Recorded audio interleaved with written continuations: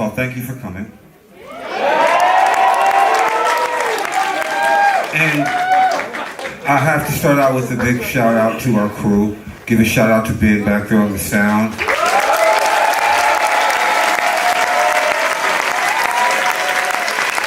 I didn't get to meet the lighting engineer, or I didn't get to know his name, but give him a big shout out too. He's doing an excellent job. And then there's my man T-Dog out there selling the merch. He's also one of our drivers, and both he and Ben get us safe everywhere. So that is thanks, man. And then the gentleman over here on the monitors, give him a big shout out. And then a shout out to our manager. And then, because I just want to let you know that it takes more than the 3 people who get on the stage to make this happen. And I can't shout out all the names who were kind of integral to this thing.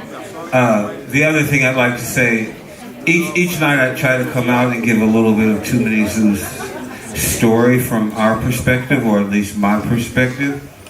And if you go back over the last few shows, I've been sort of telling the story of Too Many Zooz, and you can find that online probably. If not, I may repeat it someday. But today, for you, I want to explain something that we call the circle of death.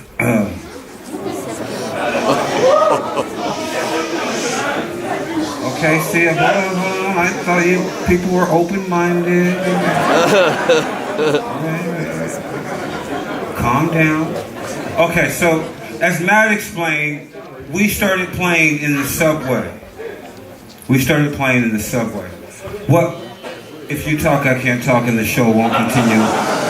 And this story may not be as important to you as it is to me, because it's an ongoing thing, and I want you guys to have this part, and tomorrow there'll be another part, so bear with me for a second. I'll wrap it up really quick, and then you can scream all kinds of things at us. But anyway, okay, so we started playing in the subway. And there's 2 ways to sort of play in the subway. You can audition and get a permit, or you can just cowboy it and freestyle it. We cowboyed and freestyle, okay? So, hold on, please. So what would happen is that we would plan what time we were going to be there, and we would show up not knowing if someone else was going to be there. Right? So I live an hour away from 14th Street in the Bronx, and at this time these guys lived in Brooklyn, so at least they had 45 minutes of travel that they had to do to get to where we were going to meet in Union Square. So we would get to Union Square, and there'd be someone else there, right? So there's either 2 choices. Stay there and wait for them to leave, kind of vibe them out, and maybe they'll leave. Sometimes that works.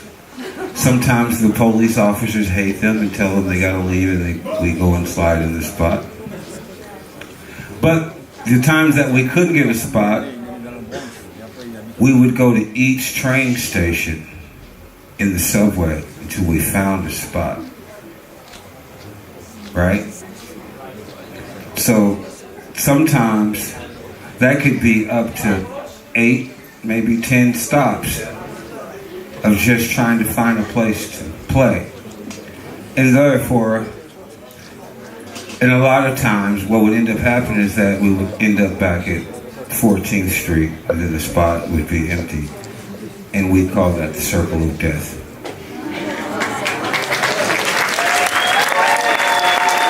Now, one last thing that you gotta know.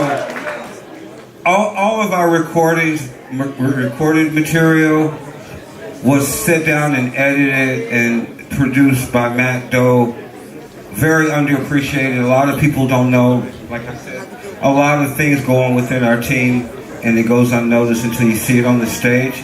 But give a shout out to the maestro, Matt Doe.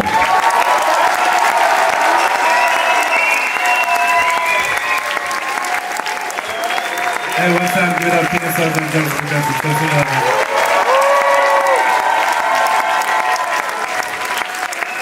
Yeah. Man, it's funny, I walk backstage and I realize it's like 50 degrees cooler back there.